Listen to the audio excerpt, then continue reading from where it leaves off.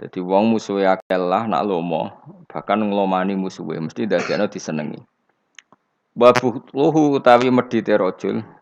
Wa bukhluhu te medhite rajul yubghiduhu iku iso gedhe apa bukhluhu hu ing rajul. Auladi maring anak-anake rajul. Dadi wong nak medhit anake apa gedeng. Ning tanggane diservis mbek wong tuane gak diservis. Akhire luwih seneng apa?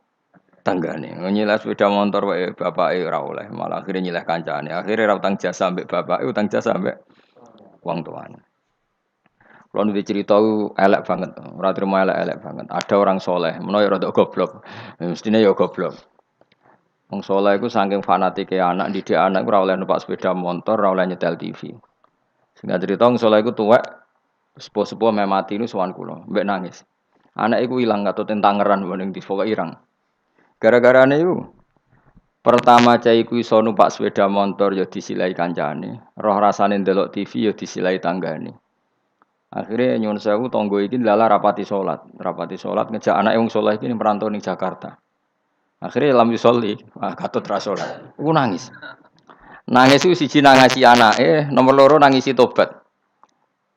Tobat getun kula riyen mbek Ki Nur Salim iku Gus rapati cocok. Perkarane ambek anak kok longgar, ambek jenengan ya rapati cocok mbek anak longgar. Saiki kula anak. Dadi kula niku tobat njaluk sepura wis kadung ra disepuro jenengan wis kliwat ta ngene.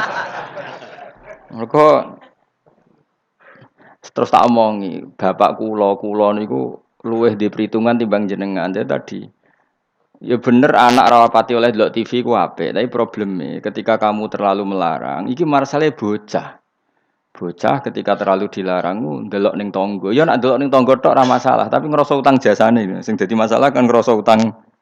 Nah, ketika ngrasa utang jasa, artinya kan keinginan tangga iki luwih dituruti tinimbang bapake. Ya nak tanggane saleh, nak ora. Utawa nak terus nyimpul ngene, ternyata kelakuane wong salat mek sing ra salat apa sing ra salat ora sing ra salat iku lomo, sing salat medhe. Nak nganti kesimpulane ngono piye? Oh parah kan, ternyata prilakune wong ra salat luwih apik timbang sing salat. Fa inna hadzal musolli sing salat iki bakhil, sing ra salat lomo. Mulane ana kiai medhit ku kiai aneh. Pomne wis medhit narjet nak pengajian yuk bayaran aneh meneh malah wis super aneh malah. Mareni ngono utek-utek niku mareni. Mesti nak saleh iku sing menisan ya saleh ya lomo, minimal iku ikhlas. Nak ra iso lomo ikhlas. Dadi fair. Wong liya ya ora mbok arep-arep kowe ora kena diarep-arep wong fakir, paham ya, tapi ikhlas. Niku yang paling saya khawatirkan. Makanya kemarin pas acara 100 harinya Mbah Mun, kula bela Mbah Mun niku mati-matian termasuk yang saya bela adalah Mbah Mun itu baik sama siapa saja, termasuk mbek wong fasik.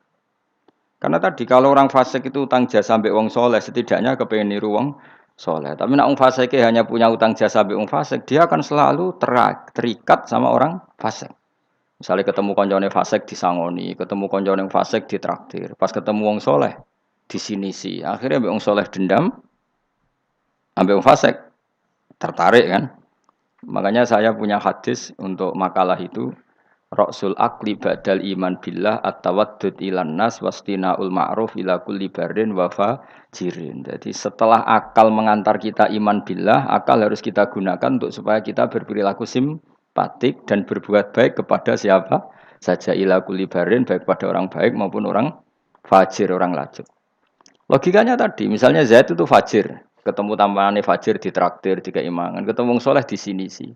Dia nggak mungkin tertanam simpatik sama orang soleh karena kenangannya buruk. Sementara sama orang fasik dia tertarik karena kenangannya baik. Kayak apa buruknya kita kalau ngandapi semua? Mengenai sak rokok wong soleh-soleh itu ya apian kabeh. Bapak mbok sapa ya apik. Mbah Mun ya apik. Kita tahu dulu Gus Dur mbek sapa ya sawante ya. Karena tadi ada filosofinya, seperti itu ada ilmunya. Tapi ya ana wong sing ilmune iku mok tuke wong apik, wong elek apiki kurang penggawean ya wis ilmune lagi tok kono ya apik wae pancen ngajine lagi tok kono. Kapan-kapan diulang meneh. Ditambahi ilmu ya paham tapi mau cerita kira usah tersinggung. Mergo ilmu ya tok kono. Lah iya iku tak naikno kelas maksudnya iku nangis anak ilang mergo lam yusolli wa lam yasum. Kedua yang ngrasa dosa mbek bapak, terutama mbek bapak karena dia orang sepuh. Ya Nur Salim anak tujuh. Saya itu masih ingat betul. Zaman Romusum wong di TV niku kiai pertama di TV nak sarang Mbah Mun nak narukan bapak. Bangun delok TV ya ora isen, kadang lawange dibuka. Tamu ya ora nak bangun delok ning ngali TV. Pas iku kiai delok TV ku JF. Bangun santai. Lawange dibuka delok TV. Dulu ya kiai do eskal cuma wong alim biasa lah do rawani kan biasa kan sing melanggar wong alim kan do rawani. Ya gremeng ya akhirnya dadine gremeng. Biasa long soleh kan tukang gremeng biasa. Tapi orang itu akhirnya sadar karena tadi dia gak diperhitungkan. Iki bocah itu ya selawase bocah. Ketika dikekang delok TV ini wong tuane malah delok ning tonggo. Yang parah adalah dia merasa utang jasa ya mbek tonggo. Pertama numpak sepeda motor ya disilai temannya. Akhirnya koncone iku wayahe umur kerja katut. Karena di rumahnya dia koyo neraka, ora tau dikek dhuwit sebelah ikon ngaji. Servisnya kurang kok. Perintahnya banyak. Wong tentara wis digaji. Satpamnya digaji. Jadi kan kon ngaji terus tanpa gaji. Lan kula ambek anakku semua yang pun. Lho anak kula terus digugah biasa nganti sakniki. Memang itu ajaran saya. Istri saya itu kan keluarga Sidogiri itu dulu eskal. Zaman Bihaji Alid Hasan itu anggar bete juk dhuwit kula turulah digugah. Memang saya perintahkan. Dulu ya eskal istri saya tapi tak terangno. Orang paling harus terganggu oleh anaknya itu orang tuanya. Nah aku ra digugah terus jaluk mbak-mbak kangkang saking mbak-mbak kangkang. Orang harus terganggu oleh anaknya itu orang tuanya. Kalau Sidogiri kan adatnya kan enggak sopan seperti ini. Saya bilang sopan itu kebutuhan setelah ilmu. Menurut ilmu adalah anak yang harus diganggu anak itu orang tuanya itu menurut ilmu. Sopan kok sih, bakas kok sih. Nomor loro telu. Aturan ilmu ditegakkan dulu. Bahwa jadi korban anak harus orang tuanya. Ketika anak ingin uang harus orang tuanya yang jadi korban. Jangan orang itu ilmu. Yang kedua kalau kita baru bicara etika. Nek iso jaluk pas tangi masalah iki bocah. Lah nak nuruti etika kowe yo dhuwit aku yo pas aku seneng pas apian. Akhirnya bojoku nurut karena bojoku ya keluarga kiai suka ilmu. Saya gede-gede nggih mari piyambak. Angger gede-gede nggih isin piyambak mari napa? Piyambak. Tapi kan jelas bocah iki utang jasane mbek wong tua. Bahkan saiki sudah gede mikir bapak iku apik tenan turu tak gugah wae gak tersinggung. Lho kula biasa 10 menit turu digo anak kula jam mlaku-mlaku iki kula mlaku-mlaku. Berapa kali saya ngaji terlambat 10 menit, 5 menit gara-gara anak kula nembe dugi lunga, piyambak jam mlaku-mlaku tak turuti. Karena jangan sampai kita ini misalnya demi ngaji, anakku njok mlaku-mlaku ora tak turuti. Akhirnya anak saya itu dendam sama ngaji. Gara-gara ngaji aku gak dijak mlaku-mlaku bapak. Akhirnya nganggap ngaji ku problem. Akhirnya roh rohin itu problem kayak gitu. Oh, bapak demi keriting memang kan gitu. Roh Mustafa demi jenggot kan gitu.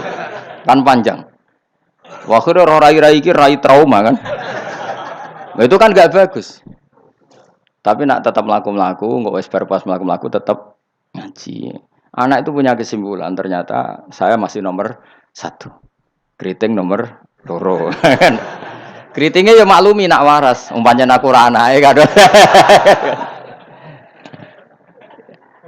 Makanya saya itu dugaan saya, kenapa Rasulullah ketika beliau sujud Hasan Husain ini menganggap Rasulullah digo jaran-jaranan. Cara Jawa digo napa? Rasulullah ditumpaki mbek Hasan. Sing masyhur itu Hasan. Ya tentu Hasan Husain tapi sing ning riwayat itu Hasan. Iku Rasulullah lama sekali sujud. Sampai sahabat itu karena saking dekatnya wahyu, zaman itu cara berpikir ahadasa fihi syai'un atau ahadasa fin nabi syai'un. Apa nabi ada wahyu baru sehingga sujud selama itu. Jadi sahabat belingu ya penting. Akhirnya orang sing ndangak ya rugen-rugen niku ndangak. Mergo sujudnya agak wajar apa? Kan nabi kan tentu istiqomah, biasanya 2 menit ya 2 menit, biasanya 1 menit. Ini kok sampai 5 menit semua. Akhirnya sahabat sing gak terima ndangak. Iki ada wahyu baru bahwa aturan sujud harus selama itu. Ndangak. Jebule ono Hasan. Oh, iki to perkarane. Tapi baru kayak sahabat beling iki ana riwayate. Cara dekne ra nginceng. Jadi kadang beling ya penting. Tapi sing beling ben sahabat. Mergo tetep akeh ganjarane. Iki ora usah salat dangak-dangak ngono ora usah. Kau belingi sahabat paling ngono belingmu kebablas. Akhirnya Nabi ngendikan, tadi saya sujud, sebetulnya saya ingin standar, ingin istiqomah, tapi ada cucu saya. Terus alasannya Nabi, ben putuku ramangkel be aku.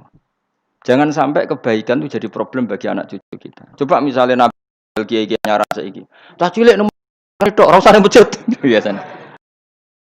Itu, nek ana cah cilik teko jare karena khotibe tersinggung, pidato ora dirungokno. dia momen jadi khotib kan ngono kok diganggu apa? Biasanya sing ngamuk khotib. Dulu pernah beberapa masjid itu kayak pengumuman anak kecil kan. Iku sing nglawan kula tangan tidar kok. Ben dolanan nang masjid. Dolanan ning gerbang malah kowe sampe bingung. Ngrame ya gak ganggu wong khotbah. Gak penting syarat rukun. Secara aku ngono iku ora penting wis. Penting wis. Kula Jumatan ora tau meneliti ngono.